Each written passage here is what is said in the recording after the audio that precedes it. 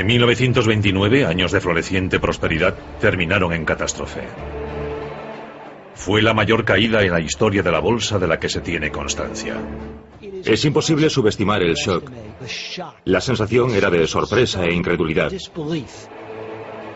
Los inversores novatos habían perdido prestadas grandes cantidades de dinero para especular en el mercado. El mercado reventó bruscamente y mucha gente fue arrastrada con él. Fue muy doloroso. Después miles de bancos quebraron. Millones de personas lo perdieron todo. La pobreza te rodeaba por todas partes. Fue muy doloroso. Al crack le siguió una depresión que se extendió por todo el mundo. Duró una década y fue el preludio de la guerra. Esta es la historia del desastre financiero que confiábamos que nunca volvería a ocurrir.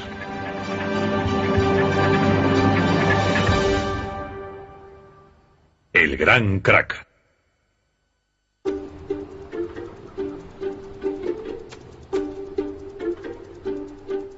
Miércoles 23 de octubre de 1929.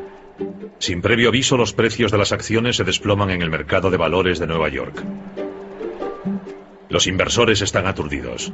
Durante los últimos 5 años el mercado no ha hecho más que subir. En el espacio de una hora se vende una increíble cifra de 2,5 millones de acciones.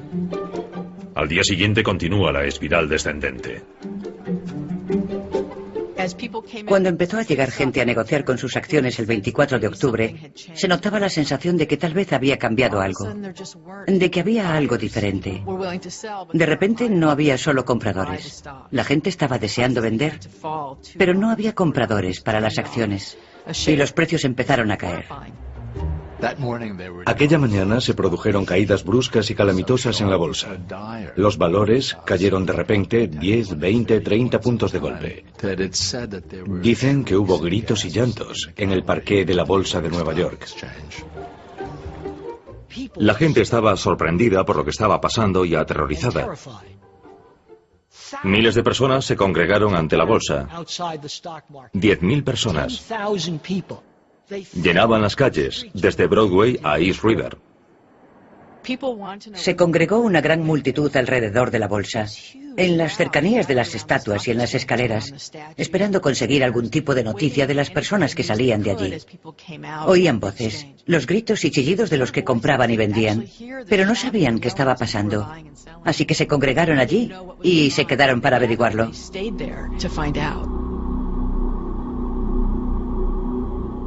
Muy pocas de las miles de personas que esperaban se dieron cuenta de la magnitud del desastre que estaba a punto de producirse.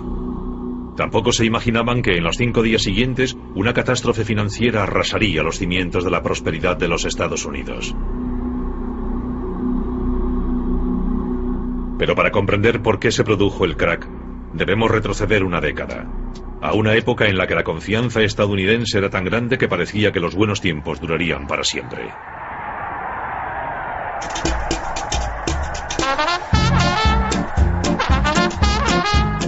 En 1919 los Estados Unidos habían emergido victoriosos de la Primera Guerra Mundial. En el aire se respiraba un ambiente de optimismo.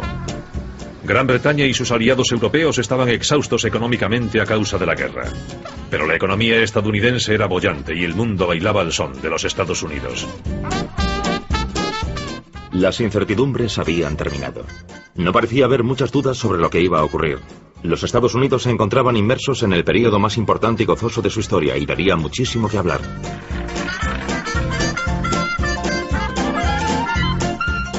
En los años 20 la vida cotidiana estaba cambiando. La electrificación transformaba a los Estados Unidos. Las ciudades se conectaban a la red eléctrica. Aparecían nuevas tecnologías, aviones, radios. Los electrodomésticos, que en un principio eran un lujo, ahora se convertían en una necesidad. La industria del automóvil también florecía porque la gente se había lanzado a comprar los nuevos automóviles de Ford y Chrysler. Parecía haber comenzado una era de prosperidad ilimitada. Es el florecimiento de la cultura del consumo y del consumo masivo a una escala nunca vista. Se generaliza además la venta a plazos, para animar a la sociedad a comprar bienes de consumo y hacerlo a crédito. Este tipo de créditos para el consumo fue otra innovación de los años 20. Por primera vez el concepto compre ahora, pague después llegaba al gran público. Hay una especie de cultura lúdica que se desarrolla paralela a este consumismo y que se resume en la creencia en la gratificación inmediata, en la preocupación por el ahora, en no preocuparse por el futuro, en vivir el momento. Surgió una ideología nueva. Estábamos en una nueva era económica y todos los estadounidenses que se preciaban tenían derecho a ser ricos.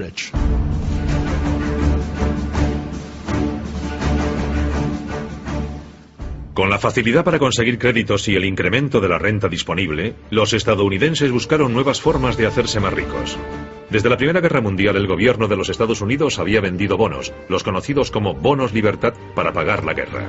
Era una forma de conseguir dinero prestado de los ciudadanos que a cambio recibían el pago de intereses sobre el valor del bono. Famosos como Charlie Chaplin o Douglas Fairbanks habían sido reclutados para promocionarlos en grandes campañas. Los bonos libertad hicieron que mucha gente invirtiera en valores por primera vez. Por primera vez en sus vidas cobraban intereses cada 6 meses. Y los valores eran algo que podía seguir en los mercados. Cogían el periódico y veían a cuánto estaba su bono cada día. Los bonos libertad crearon una cultura de la inversión. La mayoría de la gente nunca había comprado valores y estos bonos consiguieron que la gente normal se acostumbrara a hacerlo. Pero hubo un grupo de personas que pensó que podría aprovechar esta nueva cultura de la inversión. Los banqueros de Wall Street. Durante años, Wall Street, el centro de las finanzas estadounidenses, había estado formado por un pequeño grupo elitista de banqueros que hacían negocios entre sí en una sociedad cerrada al público.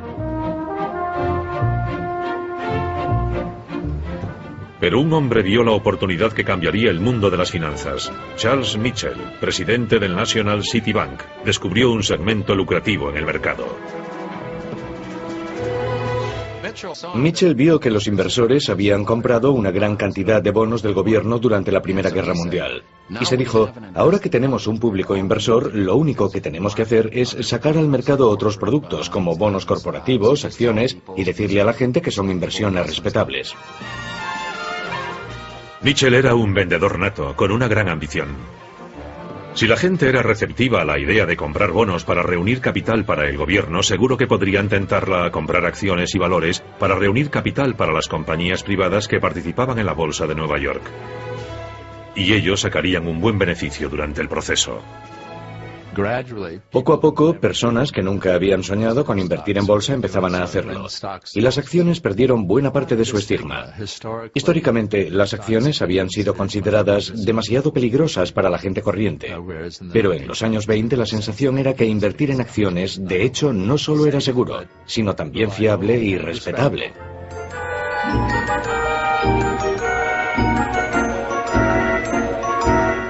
La idea cuajó. Y para aprovechar este nuevo y lucrativo mercado, Mitchell abrió agencias de corretaje por todo el país, donde las personas que tenían dinero, pero no conocimiento sobre inversiones, podrían especular en acciones y valores. Este frenesí especulador alcanzó a todo tipo de personas, no solo a profesionales. La gente normal también empezó a participar en un número sin precedentes por todo el país. No solo en Nueva York, sino en otras ciudades, en localidades pequeñas. Por todos los Estados Unidos la gente estaba encantada con la bolsa. La tecnología lo hizo posible. Las últimas cotizaciones de las acciones llegadas de Wall Street podrían imprimirse a lo largo y ancho de los Estados Unidos gracias a la cinta de cotizaciones basada en el telégrafo. Encontrabas cintas de cotizaciones en clubes nocturnos, estaciones, salones de belleza, transatlánticos. El mercado se convirtió en una parte omnipresente de la cultura lúdica de los Estados Unidos en la década de los 20. Como, duermo, sueño, hablo por y para las acciones. Creo que es la única forma de ganar dinero. Es emocionante, me encanta. $17.000 de beneficio en un capital de $3.500. ¿No está mal? Hubo especulaciones salvajes en todo tipo de valores, en las acciones de productoras de cine, empresas aeronáuticas y en las automovilísticas. Uno de los valores más pujantes de los años 20 era Radio Corporation of America. Era como el Google de hoy en día. Tecnología punta. Tuvieron la idea de poner radios en los coches. Creo que el público inversor estadounidense empezó a relacionar los productos que usaban, fabricados por las empresas estadounidenses, con la idea de que podrían comprar una acción de la empresa que fabricaba el producto que les gustaba.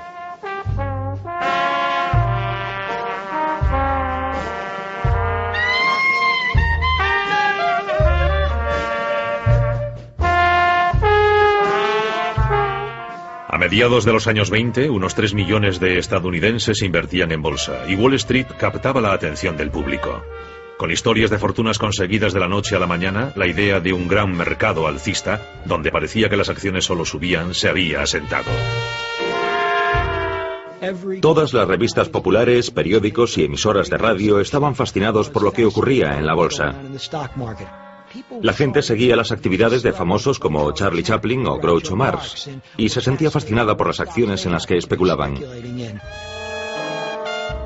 El joven actor cómico Groucho Marx invirtió todos sus ahorros en el mercado y estaba tan encantado con sus beneficios sobre el papel que convenció a sus hermanos para que también invirtieran. Menudo timo más sencillo. La RCA ha subido 7 puntos desde esta mañana. Acabo de ganar $7.000.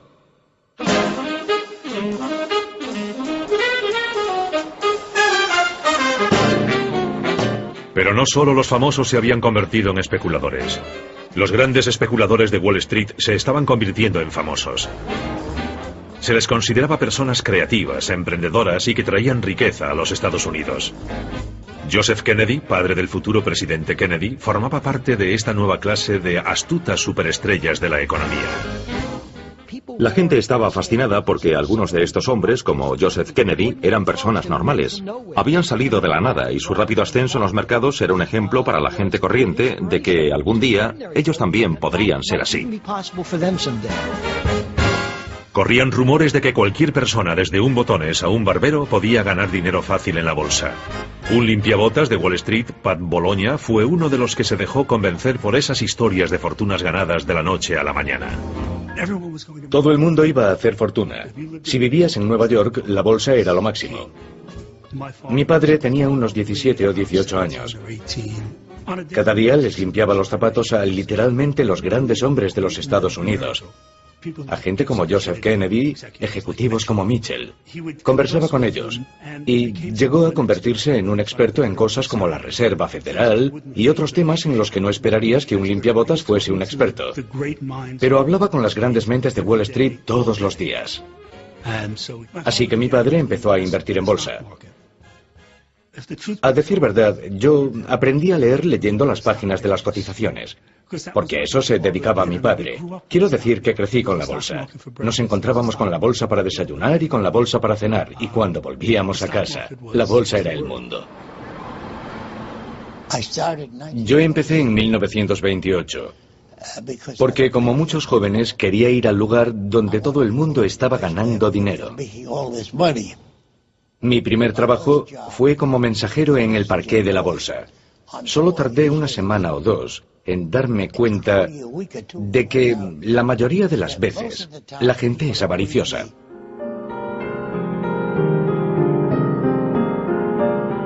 La gente tenía tanta fe en el mercado alcista que empezó a pedir dinero prestado para especular en acciones en alza. Esta forma de comprar acciones empezó a conocerse como compra de valores a crédito. El inversor solo tenía que poner una parte del dinero y su corredor aportaba el resto. La cultura del compre ahora, pague después se había extendido al mercado de valores. Comprar acciones a crédito significa que las consigues con dinero prestado. A finales de los años 20, el 90% del precio de compra de las acciones se paga con dinero prestado. No había reglas sobre cuánto dinero podías pedir prestado y la gente pedía sumas enormes para comprar acciones. Podías comprarlas por valor de $100 con solo 25. Los corredores de bolsa te prestaban los otros 75. Y si la bolsa subía, y a finales de los años 20 parecía que todo subía, esos $25 podían convertirse en una inversión que producía 200 o 300. Así que el préstamo de dinero para comprar en bolsa se convirtió en una parte muy importante de la economía estadounidense. De hecho, a finales de los años 20, casi 40 centavos de cada dólar que se prestaba eran para acciones. Esta enorme entrada de dinero prestado en el mercado de valores creó más demanda de acciones, lo que subió los precios. En 1928 el mercado subió casi un 50% en solo 12 meses. Y como la bolsa seguía subiendo, cada vez más inversores pedían dinero prestado para conseguir un trozo del pastel. Uno de ellos fue el limpiabotas Pat Bologna. Mi padre no tenía demasiado dinero en la bolsa. Me dijo que en aquella época tenía unos $6.000 en efectivo. Pero recuerdo que 6.000 en efectivo se traducían en muchas acciones, porque en aquella época solo tenías que poner un 10% del crédito. O sea que con 6.000 podías tener 60.000 en acciones.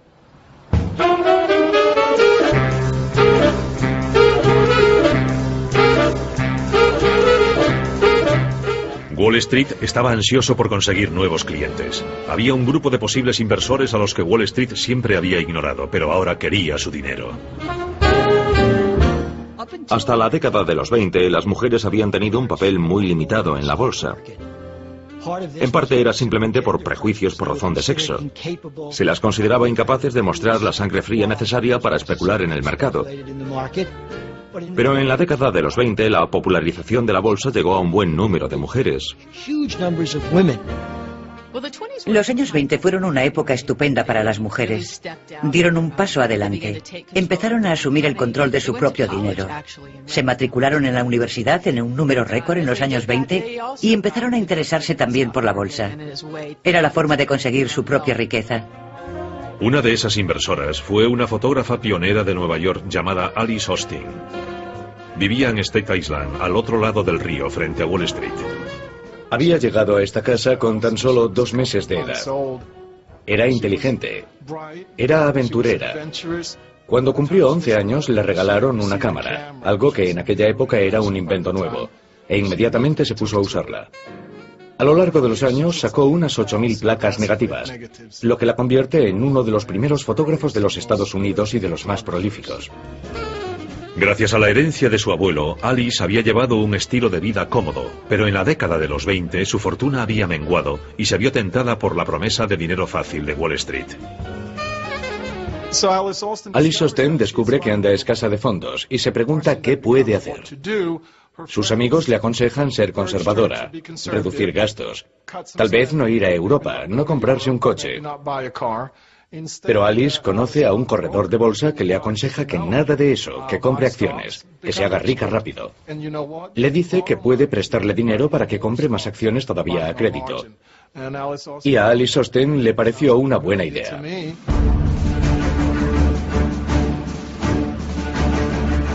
Durante la subida de los mercados en la década de los 20, el Partido Republicano estuvo en el poder, detrás de la creciente prosperidad de los Estados Unidos. Calvin Coolidge llegó a la presidencia en 1923. Él también era inversor y guardó silencio sobre la locura especulativa que se había apoderado de Wall Street. Calvin Coolidge ejemplifica el tipo de imprudencia y despreocupación que reinaba en los años 20. Fue famoso porque dijo que el negocio base de los Estados Unidos eran los negocios.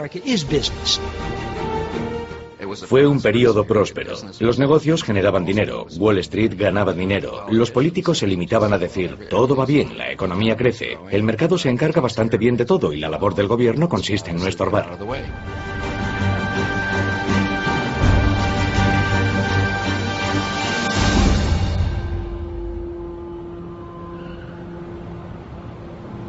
Durante la presidencia de Coolidge, el poder de Wall Street siguió creciendo sin control.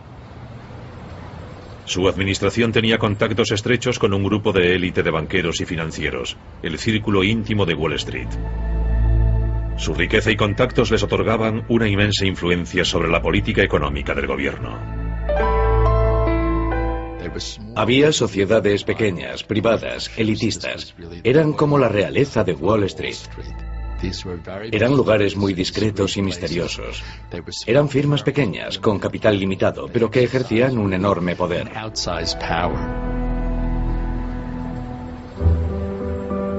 La más prestigiosa de estas firmas de élite era la banca JP Morgan.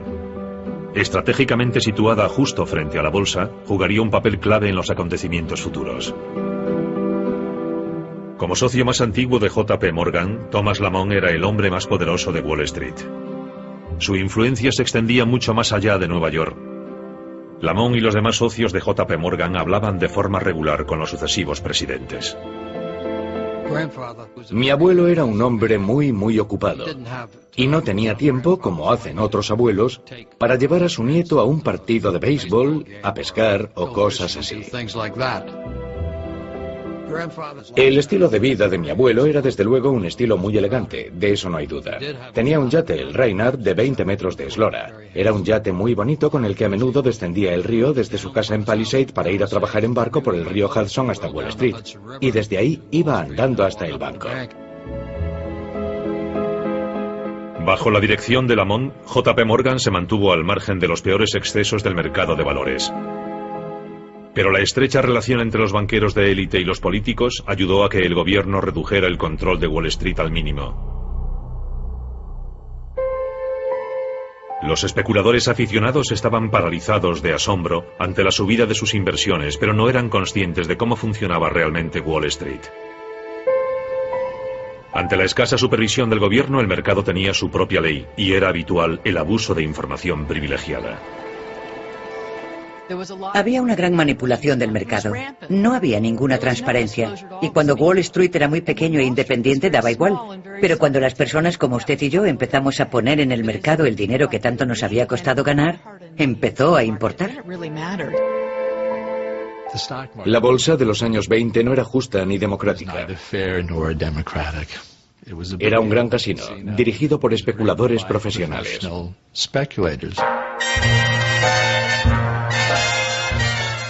Los pequeños inversores apostaban los ahorros de toda una vida y no se daban cuenta de que las apuestas estaban en su contra. Hombres como Joseph Kennedy no hicieron fortuna simplemente escogiendo las mejores acciones. La realidad es que se aprovecharon de la ingenuidad y credulidad de los novatos. Un puñado de especuladores avispados se reunía y, de forma coordinada, empezaba a comprar lenta pero implacablemente unas acciones concretas. Lo que hacían era inflar el mercado de una acción concreta, comprarla y después bajarla en el mercado, de modo que ellos se llevaban los beneficios, mientras el inversor medio que había comprado esas acciones se quedaba con las pérdidas. Incluso algunas de las casas de inversión de la élite de Wall Street participaron en esta manipulación del mercado.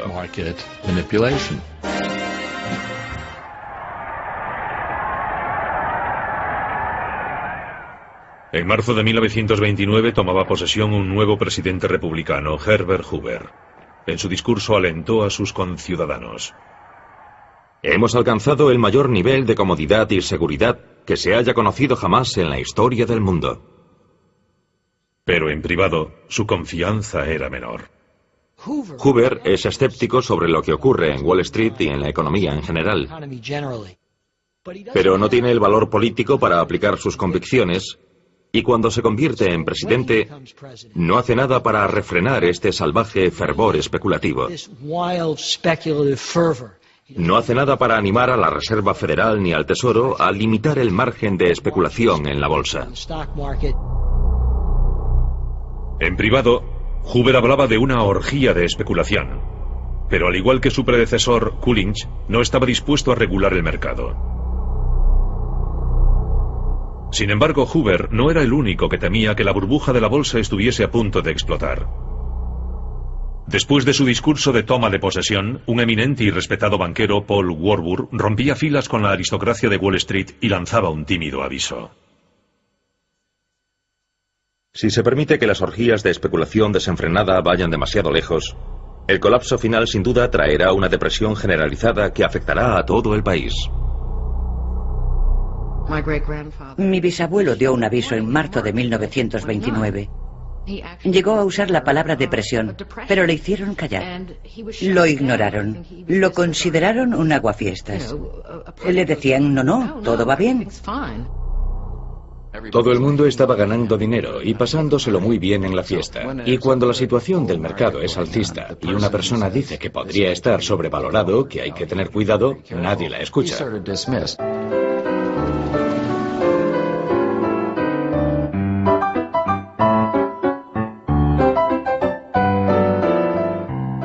Las predicciones de Warburg cayeron en oídos sordos, y entre mayo y septiembre de 1929, 60 nuevas empresas se unieron a la Bolsa de Nueva York, añadiendo más de 100 millones de acciones al mercado y alimentando la burbuja inversora.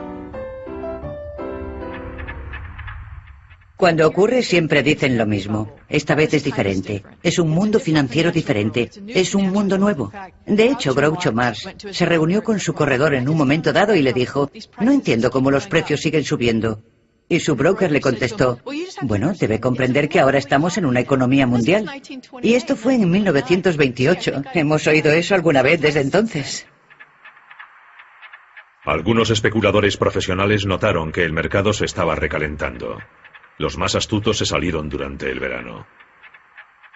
Un día, al parecer, Joe Kennedy, según sus propios recuerdos, dijo: si el limpiabotas sabe tanto como yo sobre el mercado de valores, tal vez es hora de que yo lo deje. En septiembre, el mercado se había vuelto más volátil todavía. En privado, el malestar del presidente Hoover aumentaba. Herbert Hoover siguió haciendo averiguaciones entre sus amigos de Wall Street. Les preguntó si debería preocuparse y recibió un informe de Thomas Lamont, que era el socio más antiguo de JP Morgan & Company. Mi abuelo le dijo en una carta que el mercado se corregiría solo y que no le parecía que hubiera necesidad de que el gobierno interviniese de ninguna manera en el mercado. Lamont tranquilizó a Hoover. Le dijo que no había motivo para preocuparse, y el informe acababa con la frase: el futuro se presenta brillante.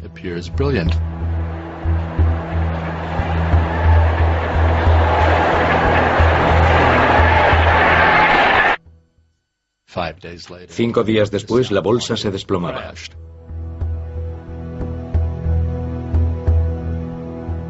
Nadie sabe qué provocó la repentina pérdida de confianza que se produjo al final del miércoles 23 de octubre.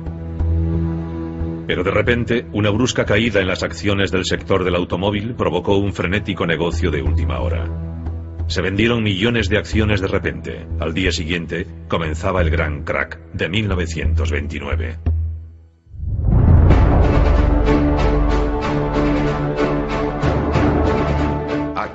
El 24 de octubre de 1929, el Jueves Negro, suele considerarse el comienzo del crack. Hubo una tremenda caída que asustó a mucha gente. Es imposible subestimar la conmoción.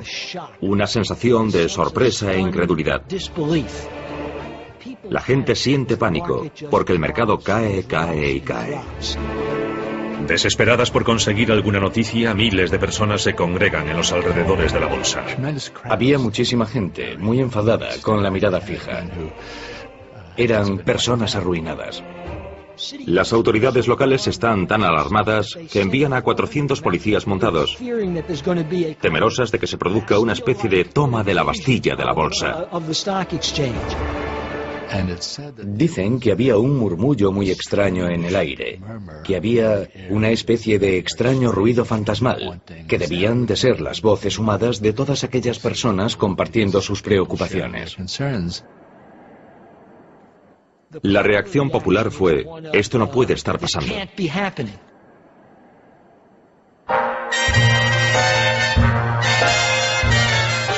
Un visitante de Gran Bretaña estuvo también allí aquel día. Winston Churchill había invertido gran parte de su dinero en la bolsa estadounidense y había decidido hacer una visita. Me encontré caminando por Wall Street en el peor momento de pánico. Y un prefecto extraño que me reconoció me invitó a entrar en el parqué de la bolsa. Esperaba encontrarme con un pandemonio, pero el espectáculo que vieron mis ojos fue de sorprendente calma y orden. Los 1.200 miembros del mercado de valores iban caminando de un lado para otro, como en una película a cámara lenta de un hormiguero. Se ofrecían unos a otros enormes libretas de valores a un tercio de sus antiguos precios. Churchill perdería una fortuna en el crack de aquel día. Fuera, la multitud seguía esperando noticias. Los rumores no hacían más que aumentar el pánico. En cuanto se produce el crack, el verdadero problema es la confianza. Cuando se pierde toda la confianza en la economía, valores buenos y malos van de la mano. Y la élite inversora tiene grandes problemas para intentar restaurar esa confianza, para convencer a la gente de que la economía y la bolsa son seguras. Los banqueros sabían que tenían que hacer algo para evitar un colapso financiero total. Un periodista del Times siguió el desarrollo de los acontecimientos.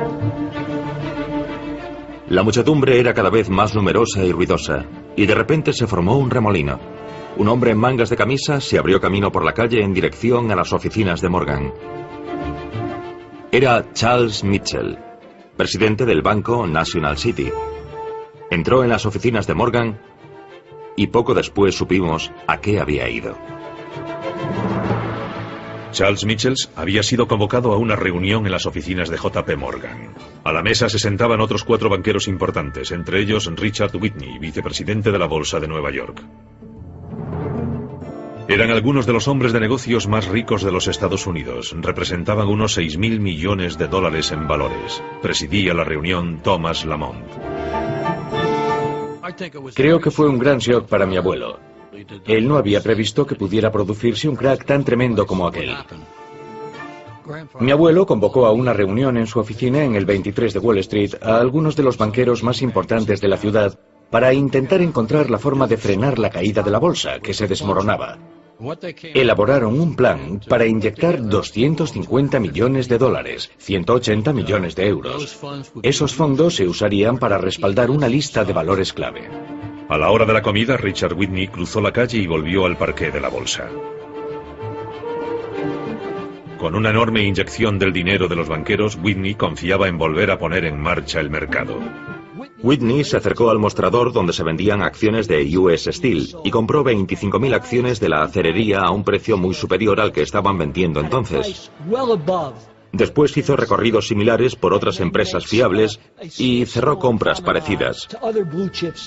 La idea era que así se restablecería la confianza de todo el mundo en el mercado. Otros grandes titanes financieros del momento, como John Rockefeller, hicieron compras similares, con la esperanza de que este acto simbólico hiciera cambiar la marea. Y funcionó. Tal era el poder mágico del nombre Whitney y del nombre Morgan que la bolsa de repente invirtió su tendencia y empezó a subir. Para entonces ya se había filtrado la noticia de la reunión y los periodistas intentaban desesperadamente conseguir información. Mi abuelo se reunió con un grupo de periodistas que se habían congregado en Wall Street, junto a la oficina de su banco. Su estilo era permanecer siempre tranquilo y nunca decir nada que pudiera causar, que pudiera erosionar la confianza de la gente en la bolsa. El señor Lamont, con su cabello plateado, nos recibió con una actitud muy tranquilizadora. Era como el hombre que sube al escenario cuando el teatro está en llamas y conmina a todo el mundo a mantener la calma y repite que no hay por qué alarmarse. Se ha producido una pequeña vorágine de ventas en la bolsa y hemos tenido una reunión para analizar la situación. Hemos descubierto que no hay ninguna casa de corretaje en dificultades y que los créditos se mantendrán satisfactoriamente. Mi abuelo y muchos otros creyeron que lo peor había pasado, pero se equivocaban completamente.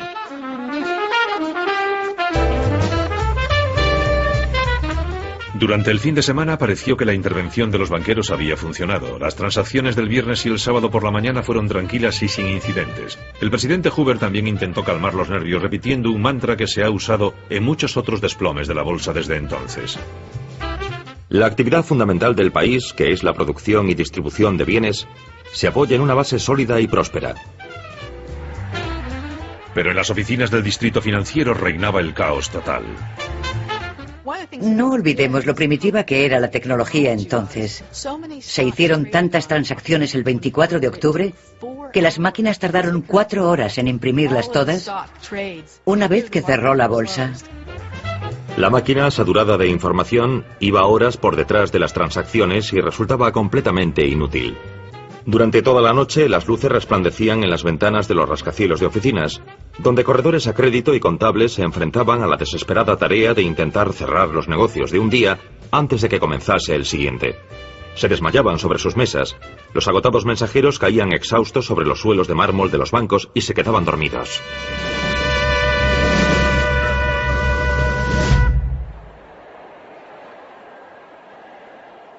El lunes las máquinas se habían quedado sin cinta para imprimir las cotizaciones y los inversores, desesperados por conocer los últimos precios de las acciones, colapsaban las líneas telefónicas entre Nueva York y otras ciudades. Muchos especuladores empezaban a descubrir las desventajas del crédito fácil y la compra de valores a crédito.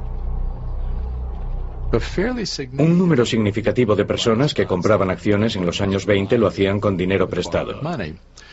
Y por supuesto, la ventaja de comprar acciones con dinero prestado es que las ganancias son tremendamente rápidas y cuantiosas cuando la bolsa sube. Pero, por supuesto, cuando baja, toda la maquinaria se invierte. Y en ese momento las pérdidas también son cuantiosas. Quienes habían pedido dinero prestado para comprar acciones ahora tenían que cubrirlo. Y esto es algo que no había ocurrido nunca, porque el mercado siempre había subido. Habían invertido $25 por cada 100 de acciones, pero ahora las acciones han bajado.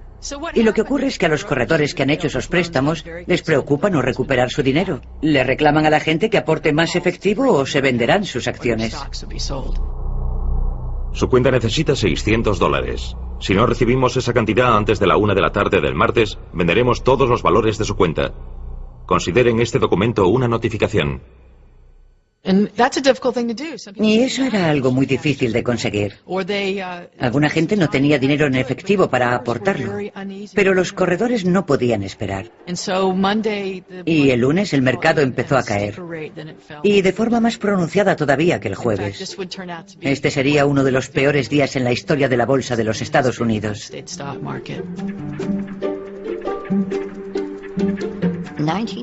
En 1929, cuando se desplomó la bolsa, yo era una niña. Solo tenía 7 años. Sin embargo, recuerdo claramente algunos de los detalles de aquel día. No había muchos medios de comunicación, y cuando ocurría algo extraordinario, los periódicos sacaban un extra. Le llamábamos extra y costaba 2 centavos. Aquellos niños con sus gorras de visera iban corriendo por las calles gritando: ¡Extra! ¡Extra! ¡Léanlo todo sobre la noticia! E invariablemente alguien salía de casa, bajaba a la calle, compraba el diario por 2 centavos y nos enterábamos de lo que ocurría. Y así fue como nos enteramos del crack. Aquellos días Vera estaba con una amiga de la familia y llegó la noticia de que la tía de su amiga lo había perdido todo. Aquella señora menuda lloraba en silencio. No hacía más que retorcerse y retorcerse las manos e iba de habitación en habitación. Eso es todo lo que recuerdo de aquel día.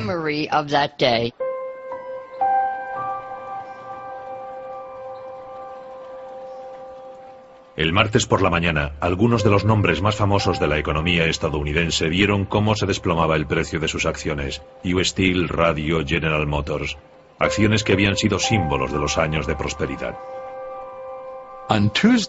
El martes se produjeron tremendas oleadas de ventas sin fin. Esta vez las ventas eran tan numerosas y tan implacables que no hubo ninguna reunión a la hora de la comida en JP Morgan. Claramente, el volumen de las ventas superaba cualquier posibilidad de que los banqueros intentasen aplacar la tempestad. La tarde-noche del martes, todas las acciones estadounidenses valían un 22% menos que a la apertura del mercado el lunes por la mañana. En 36 horas se había perdido el 22% del valor de la industria estadounidense. Hoover era el presidente. Él y Andrew Mellon, el secretario del Tesoro, estaban muy a la derecha y creían que no era competencia del gobierno intervenir en esto. Creían en el puro capitalismo, sin trabas. De modo que hicieron muy poco o nada para aliviar el crack. Dijeron que se resolvería solo. El mercado se desplomó muy rápidamente y mucha gente se fue con él. Fue muy doloroso. Casi todo el mundo perdió dinero, como ha ocurrido ahora.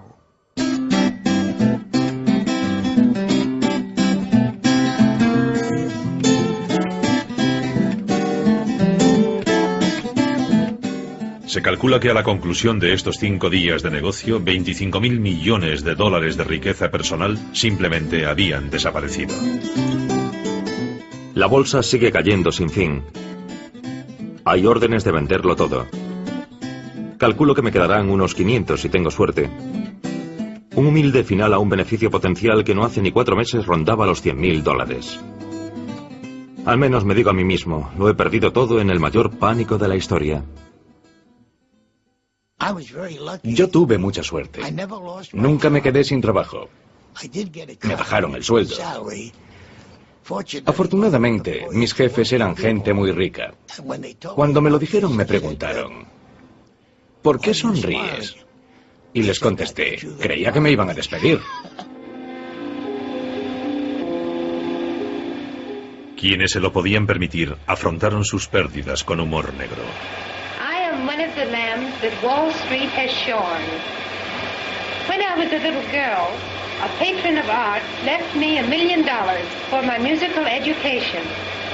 But I thought I couldn't live on the income from $1 million. So I asked all my rich friends for tips on the market.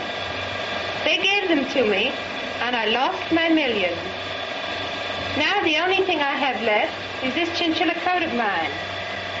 From now on, my hands are off the ticker and on the piano keys.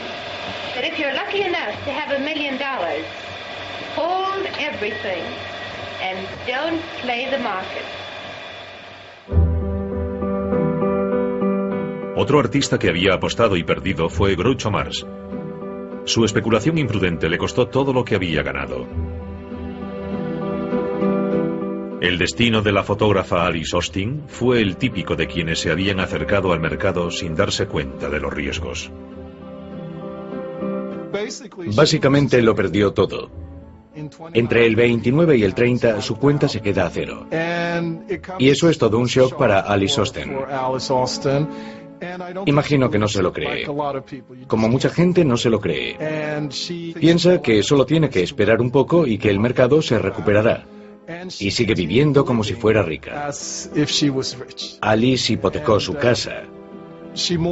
No para pagar sus deudas, sino porque quería hacer otro viaje elegante por Europa. Mi padre lo perdió todo. Lo perdió todo, pero tenía 22 años, así que se lo tomó con filosofía. Cuando tienes 22 años no es tan dramático. La gente que lo rodeaba era gente mucho más establecida, de 50 a 60 años. Habían perdido los ahorros de toda una vida y sentían un pánico absoluto. No todo el mundo pudo asumir sus pérdidas. Aunque el número de suicidios se ha exagerado, a algunos les pareció la única salida. Sé que la gente ha leído historias sobre Wall Street, sobre gente que abrió las ventanas de su oficina y saltó. Eso ocurrió realmente, no es una leyenda urbana. Hubo gente que se suicidó. Personas que habían trabajado 30 y 40 años en Wall Street y habían amasado fortunas, en apenas unos días lo perdieron todo. Lo siento, no he podido devolver los 2 libros hasta ahora. Pero la situación en el distrito financiero nos ha tenido muy ocupados. Ayer una mujer saltó desde el tejado de nuestro edificio, 44 pisos. Pasó ante nuestra ventana, vi su cuerpo tendido en la calle, y la imagen me pareció tan horrenda que me puse enfermo.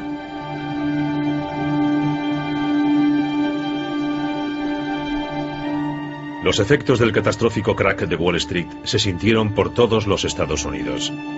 Incluso aquellos que nunca habían tenido acciones y que nunca se habían beneficiado de la prosperidad de la bolsa, también se convirtieron en víctimas. El crack había socavado la confianza de los estadounidenses en su frágil sistema bancario formado por miles de pequeños bancos locales que carecían del tamaño y la reputación para convencer a sus clientes de que su dinero estaba a salvo. A medida que se hundía la confianza en la economía, comenzaba el efecto dominó.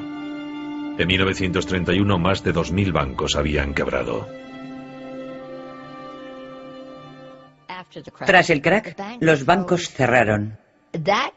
Y eso nos afectó un poco más seriamente. Me refiero a la gente de mi nivel. Muchos teníamos dinero en el banco, un poco de dinero, un par de cientos de dólares, 1.000 tal vez. Entonces no había infraestructura, no había un fondo federal para garantizar los depósitos de la gente, no había forma de respaldar a los bancos. Si los bancos se habían equivocado, tú como cliente lo pagabas. Querías usar tu dinero y ya no estaba allí. La gente se enteraba de que determinado banco no era solvente y empezaba a preocuparse por su propio banco.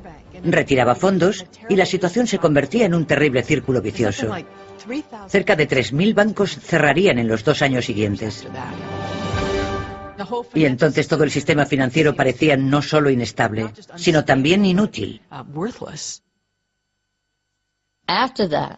Después de aquello, cuando la gente ahorraba dinero, desconfiaba de los bancos y lo guardaba bajo el colchón.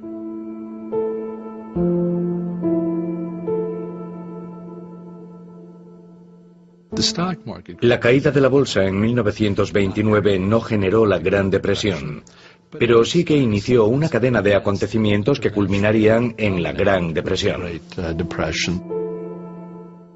Bueno, esto le sonará familiar, pero los bancos estaban prestando dinero a la bolsa. Las empresas estaban prestando dinero, los corredores estaban prestando dinero, y cuando los precios cayeron, todo ese dinero desapareció.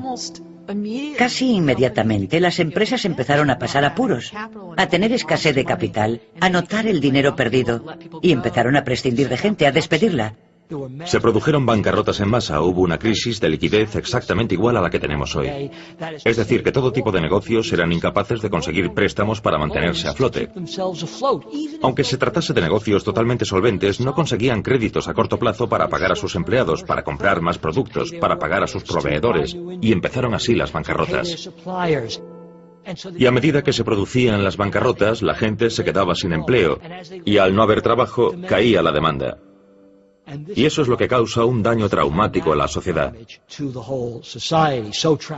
Tan traumático que en el caso de la memoria estadounidense solo es superada por la Guerra Civil, como el momento más trágico en la historia de los Estados Unidos. Mi padre tenía una agencia de corretaje de valores relativamente modesta. Una noche, durante la cena, mi padre dijo que había tenido que despedir a un empleado. Yo, muy arrogantemente, dije, bueno, ya encontrará otro empleo, ¿no? Mi padre me contestó, no. Es un hombre mayor, no muy preparado, y no creo que lo encuentre. Y entonces mi padre se echó a llorar. Fue la primera vez que vi llorar a mi padre.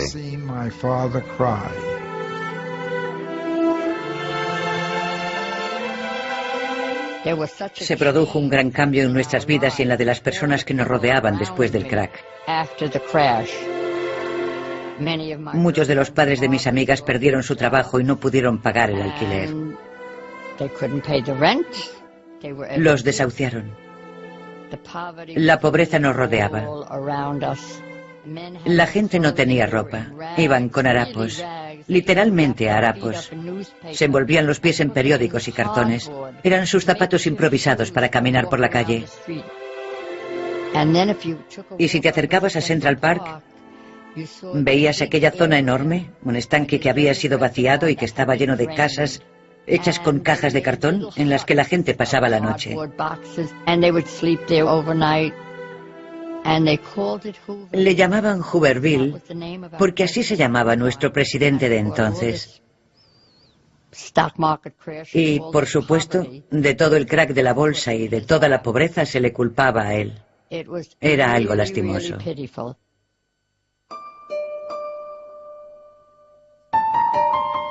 Como muchos otros, la fotógrafa Alice Osten tuvo problemas para hacer frente a los pagos de su hipoteca durante la Gran Depresión. Unos años después de comenzada la depresión, a Alice Osten se le acaba el dinero. No le queda nada. La echan de su casa.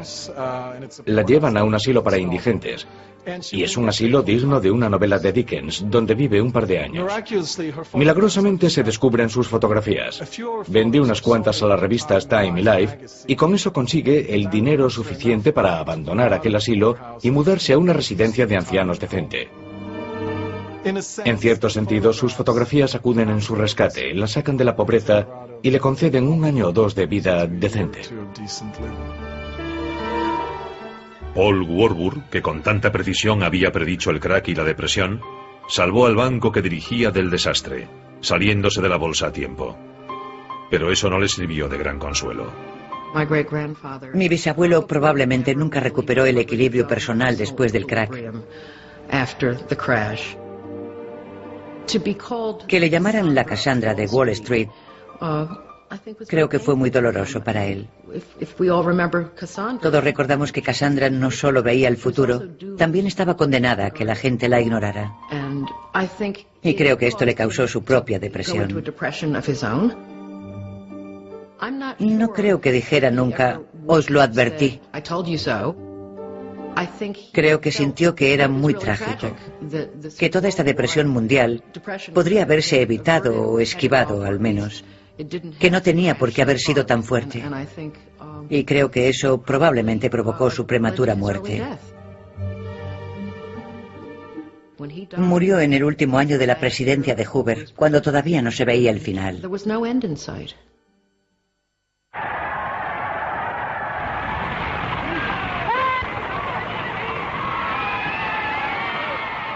Pero en 1932, 12 años de gobierno republicano llegaban a su fin. I, Franklin Delano Roosevelt, do solemnly swear that I will faithfully execute the office of President of the United States. El demócrata Franklin Roosevelt fue elegido presidente por mayoría abrumadora. Su primera tarea fue restaurar la confianza. The only thing we have to fear is fear itself. Visto como un salvador, Roosevelt prometió un New Deal para el pueblo estadounidense y regular el sistema financiero. There must be a strict supervision of all banking and credit and investment. There must be an end to speculation with other people's money. El nuevo presidente actuó rápidamente. Garantizó los depósitos bancarios y elaboró leyes para obligar a los banqueros a operar bajo una estricta supervisión gubernamental.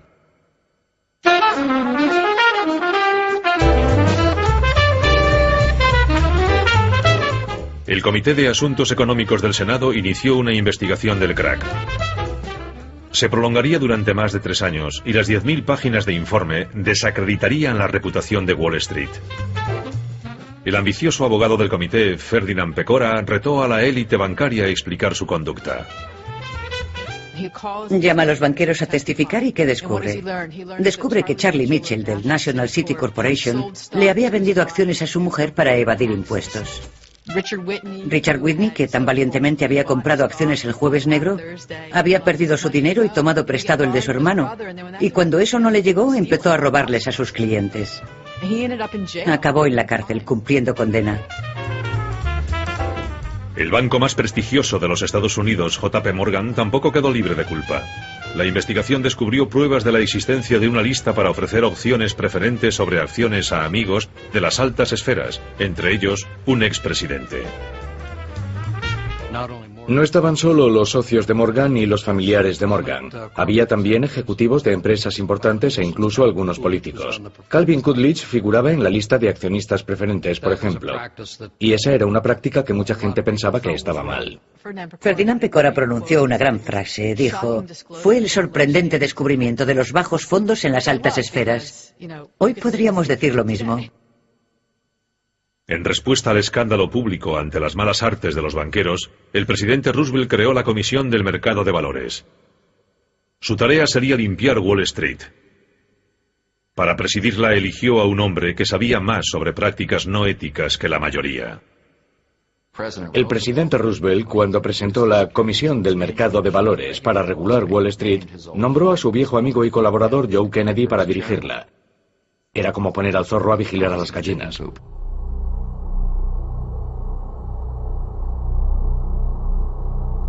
Aunque Roosevelt restauró la confianza en el sistema bancario, la Gran Depresión duraría hasta el estallido de la Segunda Guerra Mundial. Entonces, igual que ahora, la economía globalizada provocó que el crack y subsiguiente depresión se extendiera por todo el mundo. En Gran Bretaña se produjo una recesión en la producción y millones de personas perdieron su trabajo.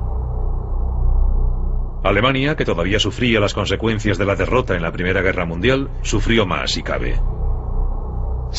Mucha gente perdió los ahorros de toda su vida durante la Gran Depresión, que avivó en muchos países el deseo de tener un gobierno autoritario que les salvase, que rescatase a la economía. No hay duda de que el crack y la depresión refuerzan los movimientos anticapitalistas. Los comunistas habían tomado el poder en Rusia y los movimientos fascistas estaban en alza. Mussolini ya había llegado al poder en Italia y en Alemania se estaba fraguando la base política de Hitler. Y cuando el estilo de vida estadounidense, basado en un capitalismo de mercado libre, sufrió el crack de Wall Street y la depresión posterior, salieron reforzadas las personas que pensaban que había una forma de vida mejor. Mientras el comunismo y el fascismo prosperaban, muchas naciones ponían barreras para evitar el comercio libre y se encerraban en sí mismas para intentar salvar sus economías. El nacionalismo económico llevó a las guerras comerciales y más tarde a la guerra.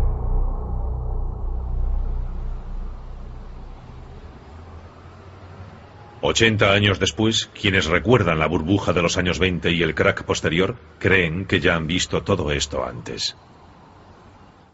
No creo que hayamos aprendido nada. Me he dado cuenta de que la gente tiene muy mala memoria. Siguen practicando compras a plazo, financiadas con deuda, sin pararse a evaluar los riesgos. Tenemos muchos créditos baratos como en los años 20. Con los créditos baratos la gente ha especulado con la vivienda y ahora la burbuja inmobiliaria ha reventado.